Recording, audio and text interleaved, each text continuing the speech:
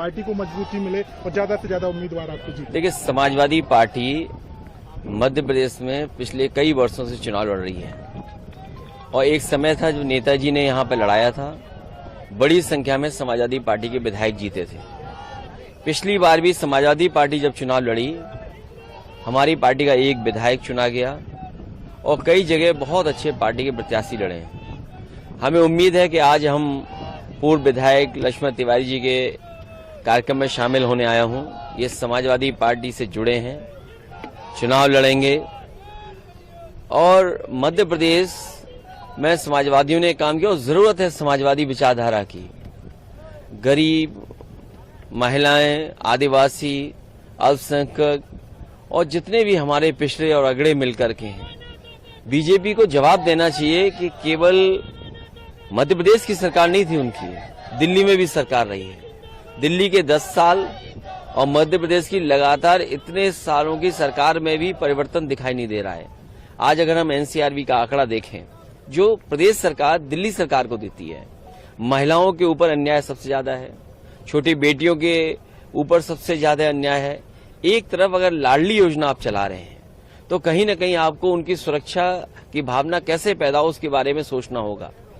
बड़े पैमाने पे बेरोजगारी बढ़ी है और लगातार रोजगार बढ़ रहे हैं, आंकड़ों में भी, जमीनी हकीकत में भी। तो जब महंगाई बढ़ जाए, बेरोजगारी बढ़ जाए, अन्याय बढ़ जाए, तो इसके विकल्प देने के लिए समाजवादी लोग हैं और जनता के बीच में रहेंगे।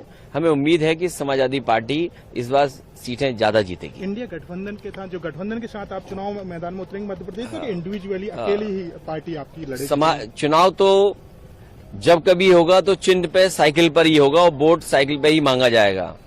जो इंडिया गठबंधन है, हम इस कार्यक्रमों के साथ साथ अपना एसेस भी कर रहे हैं कि आखिरकार हमारी पार्टी कहां मजबूती से लड़ेगी और मजबूती से लड़ने के लिए अपनी पार्टी के कार्यकर्ता, नेताओं, संगठन से भी बात करने आया हूं और उनकी राय लेकर के आने वाले समय में इंडिया गठबंधन में किस तरीके से आगे बढ़ें उस पर भी विचार करेंगे। सर, क्या कारण है भारतीय जनता पार्टी ने केंद्रीय मंत्रियों को चुनाव मैदान में उतार दिया? नरेंद्र सिंह तोमर हूं, भूपेंद्र पटेल हूं, इन लोगों को तक चुनाव मैदान में उतारा है सर?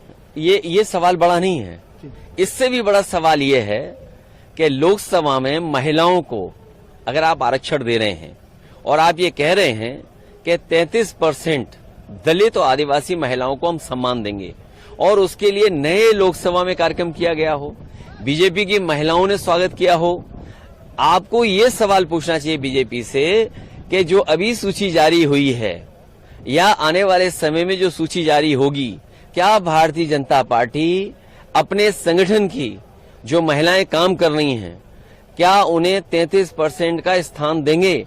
33% का स्थान अगर नहीं दे रहे हैं तो जो बिल लोकसभा में आप लेकर के आए हैं नई लोकसभा में, वो माताओं बहनों के साथ बहुत बड़ा धोखा है, क्योंकि ये बिल लागू नहीं होने वाला है। कम से कम बीजेपी अपने आचरण से, अपने जो टिकट वितरण हो रहा है उस प्रणाली से कम 33% महिलाओं को देकर के तो दिखाए। उज्जैन में सर 12 साल की बच्ची है करीब, उसके साथ रेप हुआ, जघन्य अपराध हुआ माइनर के साथ। सर देखिए, 12 साल या माइनर के साथ अगर एनसीआरबी के आंकड़े देखोगे तो मध्य प्रदेश का स्थान बहुत से प्रदेशों से ऊपर दिखाई दे रहा है और यहाँ तो महिलाओं के साथ और बेटियों के साथ सबसे ज्यादा इस तरह के अपराध हुए हैं। सर, प्रधानमंत्री जी आए, उन्होंने सनातन को बोला कि इंडिया गठबंधन सनातन खत्म करना चाहते हैं। सर देखिए, बीजेपी तो ये भी नहीं बता पा रही है कि सनातन क्या है। बीजेपी पहले ये तो बताए सनातन धर्म। लक्ष्मण तिवारी जी यहाँ खड़े हैं, पटेल जी खड़े हैं, हम खड़े हैं, क्या हम सनातनी नहीं है? बीजेपी ये समझती है कि बीजेपी को जो वोट दे रहा है वो सनातनी है और जो बीजेपी को वोट नहीं दे रहा है वो सनातनी नहीं है। तो इसलिए ये बहस मत छेड़िए, इस बहस में हम बहुत लड़ चुके हैं यूपी में। ठीक है, धन्यवाद।